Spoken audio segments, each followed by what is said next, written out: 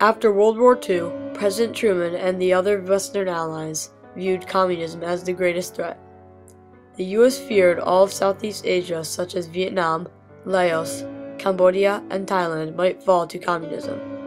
This thought was called the domino theory. In 1941, a young nationalist, Ho Chi Minh, formed the League for Vietnamese Independence to resist French-Japanese rule. Ho Chi Minh was the driving force which unified Vietnamese state. For more than 50 years, Ho worked single-mindedly to create the end of French colonialism and the bringing up of Vietnamese national state. France had attempted to regain control of its Southeast Asian colonies, including Vietnam, after World War II in 1945. They were fighting against Ho Chi Minh and his communist rebels. Starting in 1950, the United States started to send military aid to France. This was an effort against the Viet Minh, or communist rebels, and the goal of containment of the spread of communism.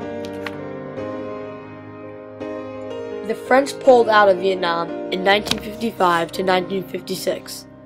The United States felt like they had to fill in for France in order to prevent Ho Chi Minh from unifying Vietnam under communist rule. Starting in 1955, the U.S. sent military advisors to assist the South Vietnamese Army against the Northern Vietnamese. The conflict continued to grow as communist rebels in the South gained more control of the countryside. When they gained more land, the U.S. military had to send more and more supplies. The United States got tired of their men dying and eventually retreated. Southern Vietnam surrendered on April 30th, 1975. Northern Vietnam took them over and ruled it under a communist government. In the end, the war caused over 58,000 U.S. casualties and about 5.1 million Vietnamese casualties. The Russo-Japanese War of 1904 to 1905 made Korea completely under Japanese control. In August 1945, Japan collapsed and had to give up their Korean land. American troops would take the South, and the Soviet Army would take the North. They divided the peninsula almost equally by the 38th parallel, and Seoul, the capital, was left with the Americans. There were elections for Korean governments in both the North and the South in 1948. In the North, King Sung II became the leader, and in the South, Syngman Rhee. The North wanted the country to be ruled under communism, while the South wanted it to be ruled by democracy. June 25, 1950, North Korean troops crossed the border to the southern side and moved southward rapidly. By August 1950, all but the southeast corner of Korea was under communist powers.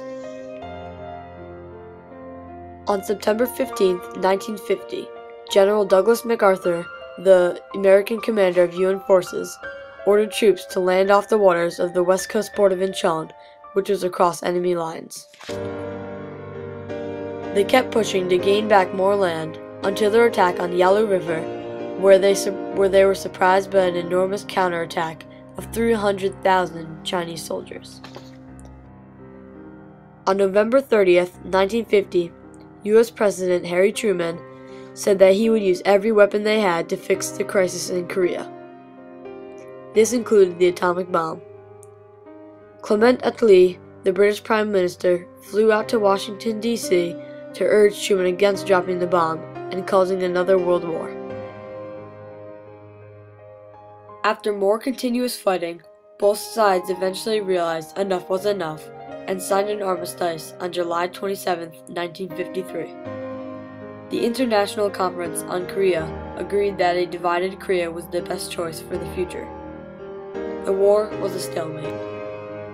The after effects of the war were stunning. About 3 million Koreans died, and about 1 million Chinese were either killed or wounded. The Americans had around 33,000 casualties.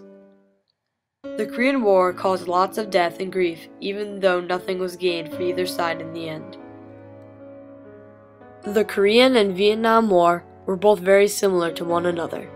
They both were extremely brutal wars that had caused millions of deaths. The main reason for American involvement in both the Korean and Vietnam War was to stop the spread of communism.